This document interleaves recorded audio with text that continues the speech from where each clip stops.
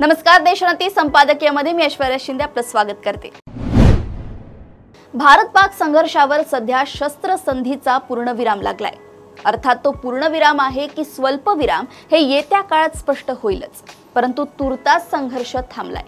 हा संघर्ष थांबल्यामुळे आता भारतात या संघर्षाची राजकीय पातळीवर चिरफाड सुरू झाली आहे। अर्थात ती अपेक्षितच होती। काही मंडळींकडून या युद्धाची तुलना 1971च्या युद्धाशी केली जात आहे, मात्र ती तितकीशी योग्य नाही।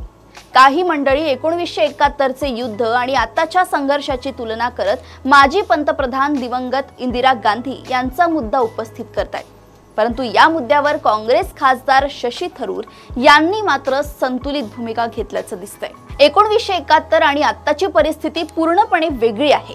1971च्या युद्धाचे उद्दिष्ट वेगळे होते। ते युद्ध बांगलादेशच्या स्वातंत्र्यासाठी लढले गेले होते। त्यावेळी भारत बांगलादेशी नागरिकांच्या स्वातंत्र्यासाठी लढत होता। त्या युद्धात बांगलादेशची सामान्य जनता भारतासोबत होती। आज परिस्थिती वेगळी आहे। शिवाय पाकिस्तानची लष्करी भूमिका, तांत्रिक क्षमता आणि धोरणात्मक विचारसरणी बदलली आहे। या पृष्ठभूमीवर पाकिस्तान सोबत दीर्घकाळ युद्ध सुरू ठेवले तर दोन्ही बाजूने मोठी जीवित आणि वित्त हानी होण्याची शक्यता आहे। पाकच्या दहशतवादी समर्थक भूमिकेला कुठेतरी चाप बसवण्यासाठी एक कारवाई आवश्यक होतीच, परंतु पाकिस्तानचे तुकडे करणे किंवा पाकिस्तानचे अस्तित्वच नष्ट करणे एवढा व्यापक उद्देश या कारवाईचा असेल किंवा होता असं वाटत नाही। त्या पृष्ठभूमीवर 1971च्या युद्धाची तुलना या कारवाईसोबत करणे योग्य ठरणार नाही। दहशतवादाच्या मुद्द्यावर पाकिस्तानला धडा शिकवणे गरजेचे असले तरी सध्या भारतासाठी शांतता आणि स्थैर्य अधिक महत्त्वाचं आहे। थरूर यांनी हीच भूमिका मांडली आहे। दहशतवाद्यांना धडा शिकवण्यासाठी कारवाई केली होती, जी आता पूर्ण झाली आहे। आता उगीच युद्ध चालू ठेवण्यात अर्थ नाही।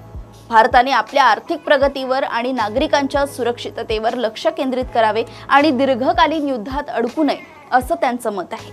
आणि कदाचित सुज्ञपणे विचार करणाऱ्या प्रत्येक भारतीयाचे सुद्धा मत थोड्याफार प्रमाणात असेच असेल।